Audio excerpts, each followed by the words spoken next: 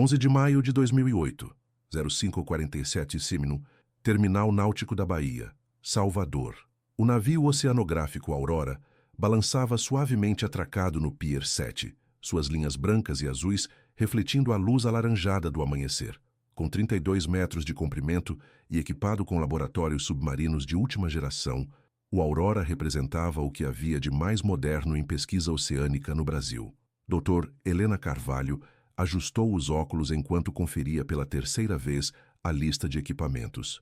Aos 41 anos, a bióloga marinha da UFBA tinha dedicado sua carreira ao estudo dos recifes de coral, e esta viagem a Abrolhos prometia ser crucial para sua pesquisa sobre o branqueamento dos corais na costa brasileira. Ao seu lado, Dr. Miguel Santos, especialista em fauna pelágica, organizava as redes de coleta com a precisão de quem havia feito aquela viagem dezenas de vezes. O comandante Joaquim Barbosa, veterano de 28 anos navegando as águas baianas, supervisionava os últimos preparativos. Seus cabelos grisalhos e mãos marcadas pelo sal contavam a história de milhares de milhas navegadas. Previsão do tempo está boa para os próximos 5 dias, disse ele, consultando os relatórios meteorológicos. Ventos de nordeste, 10 a 15 nós, mar calmo. Condições perfeitas para a missão. A tripulação do Aurora era composta por 8 homens experientes.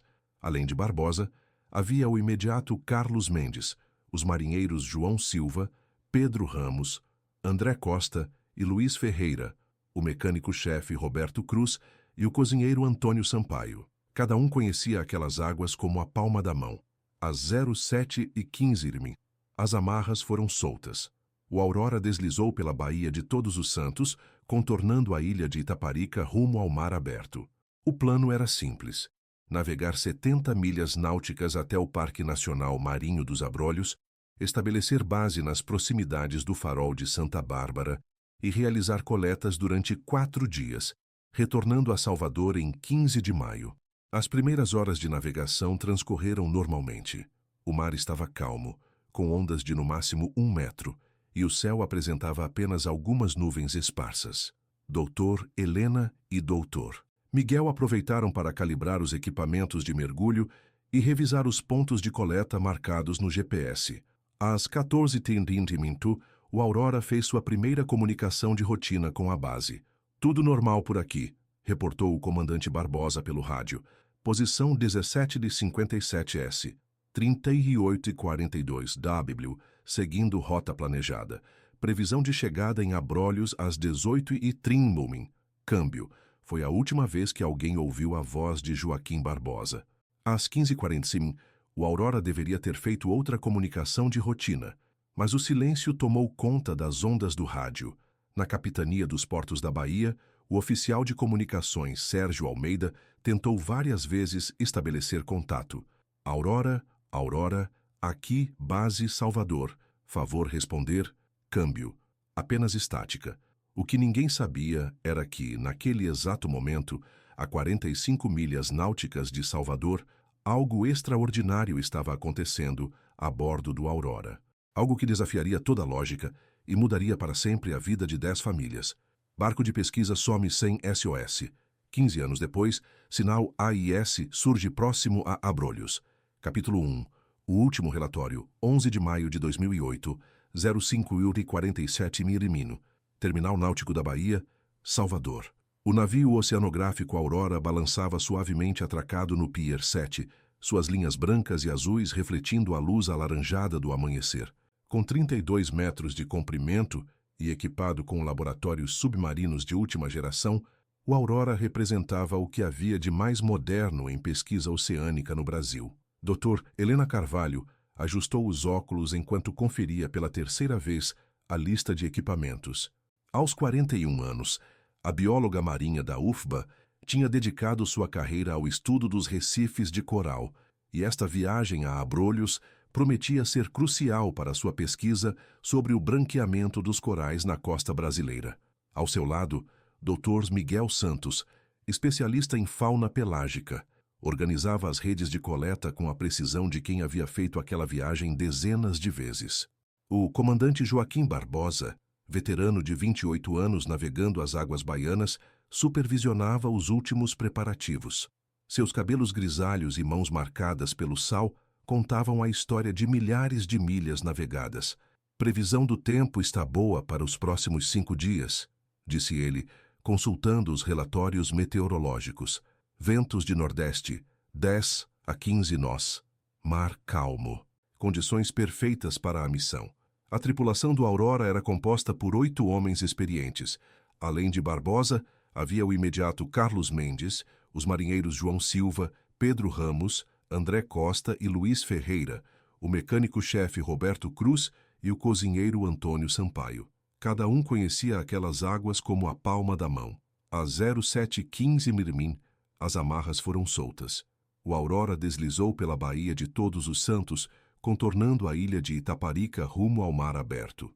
O plano era simples: navegar 70 milhas náuticas até o Parque Nacional Marinho dos Abrolhos, estabelecer base nas proximidades do farol de Santa Bárbara e realizar coletas durante 4 dias, retornando a Salvador em 15 de maio. As primeiras horas de navegação transcorreram normalmente. O mar estava calmo, com ondas de no máximo 1 metro, e o céu apresentava apenas algumas nuvens esparsas.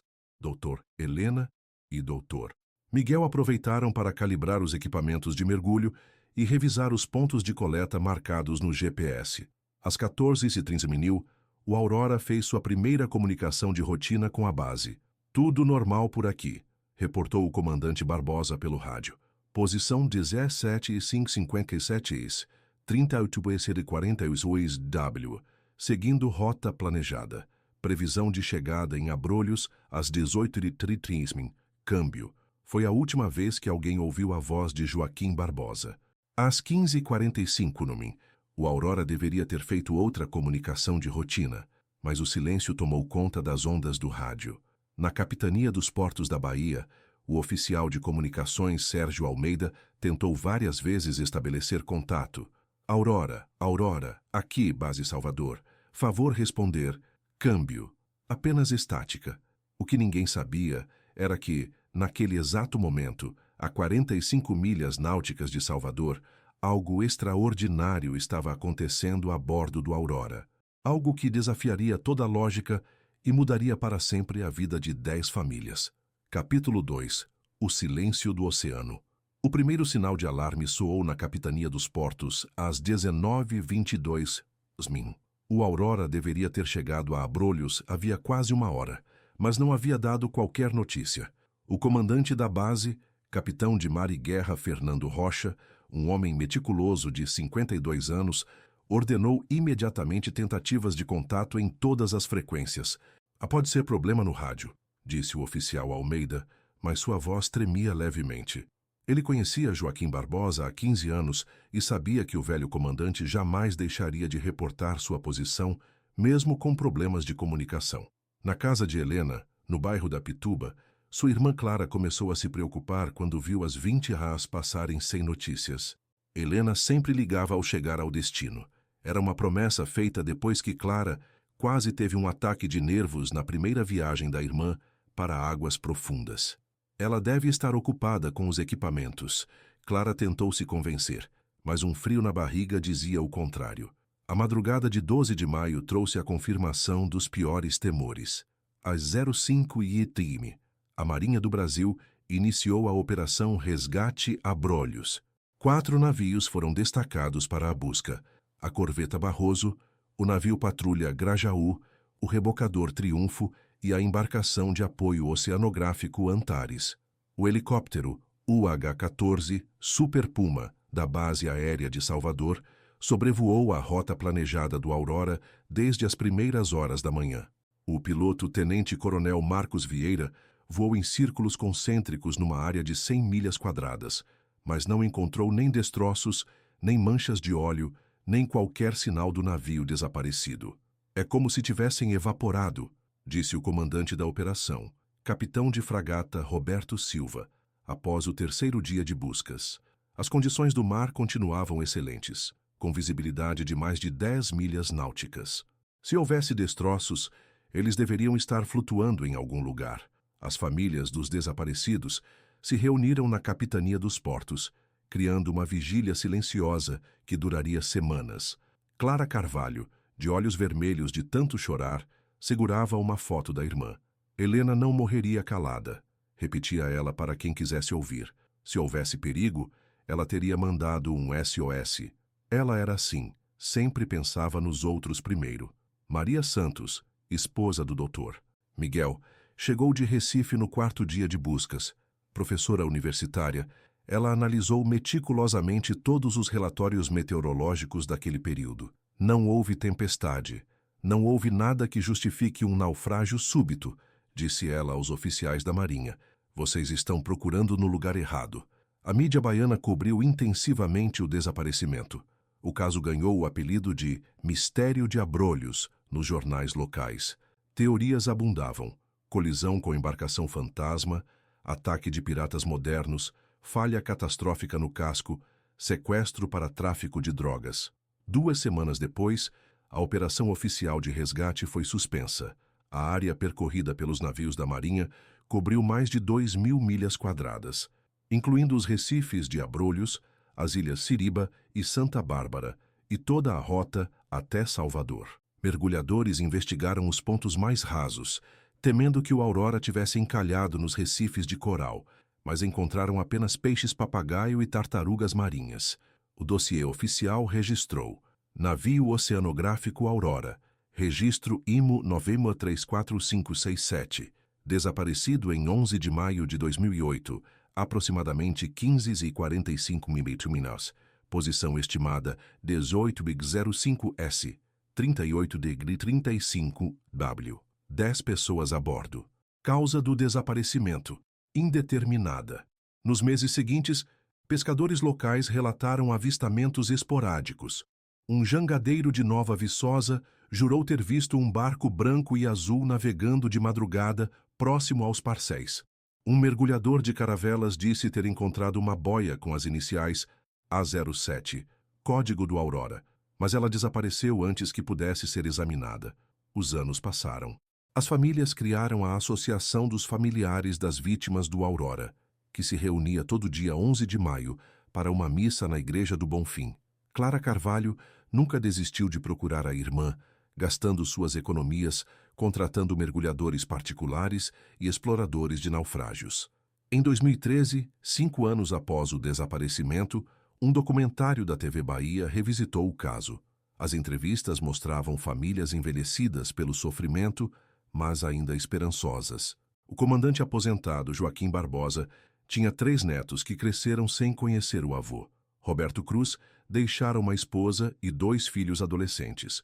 O tempo, implacável como as marés, foi apagando o Aurora da memória coletiva. O caso virou lenda urbana nas cidades costeiras da Bahia, contado nas noites de pescaria como o barco fantasma de Abrolhos. Mas para 10 famílias, o mistério permanecia vivo e doloroso como uma ferida aberta. Ninguém imaginava que, 15 anos depois, o oceano revelaria um segredo que mudaria tudo. 23 de abril de 2023, 14h37 p.m.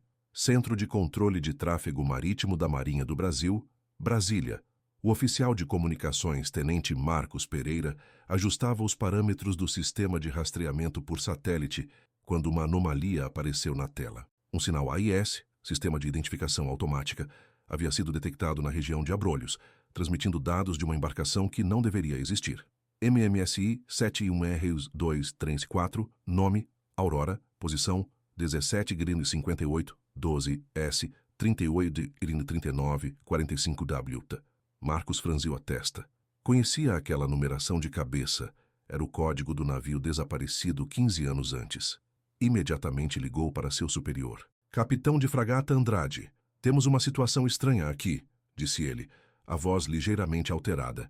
Estou recebendo um sinal AIS do Aurora, do outro lado da linha. Um silêncio prolongado. Repita isso, tenente. Sinal AIS do Aurora, senhor. Posição 17,58. Sul 38,39. Oeste. Próximo ao Parque de Abrolhos. O capitão de fragata, Eduardo Andrade, veterano de 30 anos de marinha, sentiu um arrepio na espinha. Ele havia participado da operação de busca em 2008 como jovem oficial. Verifique os sistemas. Pode ser interferência, mas não era interferência. Durante as próximas 6 horas, o sinal AIS continuou sendo transmitido de forma intermitente, sempre da mesma região. Os dados indicavam embarcação parada, velocidade 0, rumo indefinido, como se o Aurora estivesse simplesmente esperando. Na manhã seguinte, a notícia vazou para a imprensa. O jornal à tarde estampou na primeira página: navio desaparecido há 15 anos reaparece em Abrolhos. A matéria provocou uma avalanche de especulações e teorias conspiratórias nas redes sociais. Clara Carvalho, agora com 58 anos e cabelos completamente grisalhos, recebeu a ligação de um repórter a 07 Trin-Min. Senhora, a senhora soube da notícia sobre o Aurora? Ela desabou no sofá da sala, o telefone tremendo em suas mãos. Durante 15 anos, havia sonhado com esse momento, mas agora que ele chegara, sentia-se perdida e assustada. A Marinha organizou uma expedição de reconhecimento em tempo recorde. O navio Patrulha Amazonas partiu de Salvador com uma equipe de investigação composta por mergulhadores, peritos e um grupo de familiares voluntários, incluindo Clara Carvalho e Maria Santos. A viagem até Abrolhos durou 8 horas. Durante todo o trajeto, o sinal AIS continuou sendo emitido, mas quando o Amazonas chegou às coordenadas indicadas, encontrou apenas água azul turquesa e os recifes de coral típicos da região. Nenhum barco à vista. Isso é impossível, murmurou o comandante da expedição, capitão de corveta Luiz Monteiro. Os equipamentos mais modernos da Marinha confirmavam que o sinal estava sendo emitido daquele ponto exato, mas não havia nada na superfície ou nos radares. O mergulhador-chefe da operação, Sargento Paulo Mendes, desceu até 40 metros de profundidade com uma equipe de 5 homens. O que encontraram os deixou sem palavras. No fundo rochoso, parcialmente coberto por corais e algas marinhas, estava o Aurora, intacto, como se tivesse sido cuidadosamente pousado ali por mãos gigantes. A pintura ainda mostrava as cores azul e branca, apenas desbotadas pelo tempo e pela vida marinha. Não havia sinais de colisão, explosão ou qualquer tipo de dano estrutural. Base, aqui Paulo. A voz do sargento crepitava no rádio subaquático. Encontramos o Aurora. Repito, encontramos o Aurora. Ele está inteiro. No fundo, posição vertical normal. Aparenta estar em bom estado. Na superfície, Clara Carvalho agarrou o braço de Maria Santos. As duas mulheres choravam e tremiam, divididas entre alívio e terror. Finalmente tinham uma resposta, mas ela gerava 1000 novas perguntas. A investigação subaquática revelou detalhes ainda mais intrigantes. As escotilhas estavam fechadas, as âncoras recolhidas, tudo no lugar. O Aurora parecia ter simplesmente afundado de forma controlada, sem luta, sem desespero. Os mergulhadores conseguiram acessar parte da ponte de comando através de uma escotilha que se abriu facilmente. Ali, entre cracas e peixes-palhaço que haviam feito do local seu lar, estava o diário de bordo. O sargento Paulo recolheu o livro com cuidado extremo, colocando-o numa bolsa estanque especial, mas a descoberta mais perturbadora estava por vir. No convés principal, parcialmente coberto por uma rede de pescador entrelaçada com corais, havia uma caixa metálica presa com correntes ao mastro principal. Não era parte do equipamento original do Aurora. Alguém havia colocado aquilo ali propositalmente. Base, temos algo mais, reportou Paulo. Uma caixa metálica, aparenta ser resistente à água, amarrada ao mastro. Vou trazer para cima. Quando a caixa foi içada para o convés do Amazonas, todos notaram que ela estava lacrada com solda recente, ou pelo menos mais recente que 15 anos. Dentro dela, protegidas por plásticos, estavam cartas. Dezenas de cartas manuscritas, endereçadas às famílias dos desaparecidos. Clara Carvalho abriu a primeira carta com mãos trêmulas. A caligrafia era inconfundivelmente de sua irmã Helena. Querida Clara, se você está lendo isto, então nossa missão foi cumprida e finalmente chegou a hora de contar a verdade. A carta continuava com uma revelação que mudaria para sempre a compreensão sobre o desaparecimento do Aurora. Não morremos em 11 de maio de 2008. Na verdade, descobrimos algo que nos forçou a desaparecer. Algo que pessoas muito poderosas matariam para manter em segredo. O comandante Monteiro Ordenou que todas as cartas fossem abertas na presença das famílias e das autoridades. O que elas revelaram foi uma conspiração que envolveu corrupção, crime ambiental e uma descoberta científica revolucionária. Doutor, Helena Carvalho havia feito uma descoberta extraordinária nos recifes de abrolhos, uma espécie desconhecida de coral que produzia uma substância com propriedades medicinais únicas, capaz de regenerar tecidos humanos de forma acelerada. Seus estudos preliminares indicavam potencial para a cura de câncer e doenças degenerativas. Miguel e eu documentamos tudo, escrevia Helena. Mas no segundo dia de pesquisa, fomos abordados por homens armados numa lancha rápida. Disseram representar interesses farmacêuticos internacionais e que nossa descoberta não poderia ser tornada pública. A carta revelava que a tripulação do Aurora havia sido forçada a simular um naufrágio. O comandante Barbosa, inicialmente relutante, concordou quando os sequestradores ameaçaram as famílias de todos os tripulantes. Eles tinham fotos dos nossos filhos saindo da escola, escrevia o imediato Carlos Mendes numa carta para sua esposa. Não tivemos escolha. O plano foi meticulosamente executado. O Aurora foi levado para uma localização secreta, onde permaneceu escondido por meses. Durante esse tempo, a tripulação foi mantida sob vigilância constante numa instalação isolada. Dr. Helena e Dr. Miguel foram forçados a continuar suas pesquisas sobre o coral especial, mas agora para benefício de uma corporação internacional que pretendia patentear a descoberta. João Silva, em carta para seus filhos, descreveu os longos meses de cativeiro. Nos tratavam bem, mas éramos prisioneiros. Disseram que se colaborássemos, um dia poderíamos voltar para casa. Se tentássemos fugir ou contactar alguém, vocês pagariam o preço. O texto mais comovente foi escrito pelo comandante Barbosa. Meu querido filho, perdoe este velho lobo do mar por ter desaparecido sem explicações. Cada dia longe de vocês foi um martírio, mas foi o preço para mantê-los seguros. A descoberta de Helena poderia salvar milhões de vidas, mas homens gananciosos queriam transformá-la em lucro. As cartas revelavam que, depois de 2 anos de pesquisas forçadas, Dr. Helena conseguiu sabotear discretamente os experimentos. Ela alterou dados cruciais, destruiu amostras e escondeu as verdadeiras informações sobre a localização exata dos corais especiais. E quando descobriram minha sabotagem, nos deram uma escolha terrível, escrevia Helena. Podíamos ser executados ali mesmo, ou aceitar ficar permanentemente desaparecidos, com a garantia de que nossas famílias seriam protegidas. Escolhemos viver, mesmo que fosse longe de quem amávamos. Maria Santos, lendo a carta do marido, descobriu que a tripulação havia sido relocada para uma fazenda isolada no interior do Mato Grosso, onde viveram sob identidades falsas por mais de 10 anos. Trabalhávamos na agricultura. Éramos proibidos de sair da propriedade ou fazer contato com o mundo exterior. Mas estávamos vivos e sabíamos que vocês também estavam seguros. A carta final, assinada por todos os 10 desaparecidos, explicava o retorno do Aurora. Em 2020, nossos captores começaram a morrer ou ser presos por outros crimes. A organização que nos mantinha cativos se desfez. Decidimos revelar a verdade, mas de forma que nos protegesse de possíveis retaliações. Programamos o sinal AIS do Aurora para ser ativado anos depois, quando nos sentíssemos seguros. As cartas indicavam que a tripulação ainda estava viva, escondida em diferentes cidades brasileiras sob proteção de testemunhas.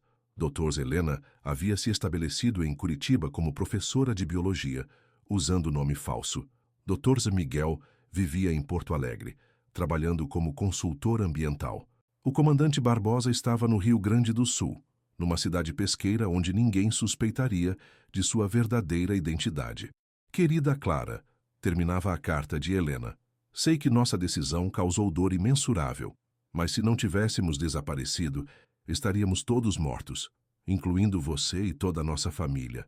A descoberta sobre os corais de Abrolhos ainda pode beneficiar a humanidade, mas agora será feita da forma certa, através de instituições honestas. O impacto das revelações foi sísmico. A Polícia Federal iniciou uma investigação internacional sobre a corporação mencionada nas cartas. Várias prisões foram feitas em 3 países. O escândalo revelou uma rede de biopirataria que havia operado na América do Sul por décadas. 3 meses depois, Clara Carvalho estava no aeroporto Salgado Filho, em Porto Alegre, segurando um buquê de flores brancas.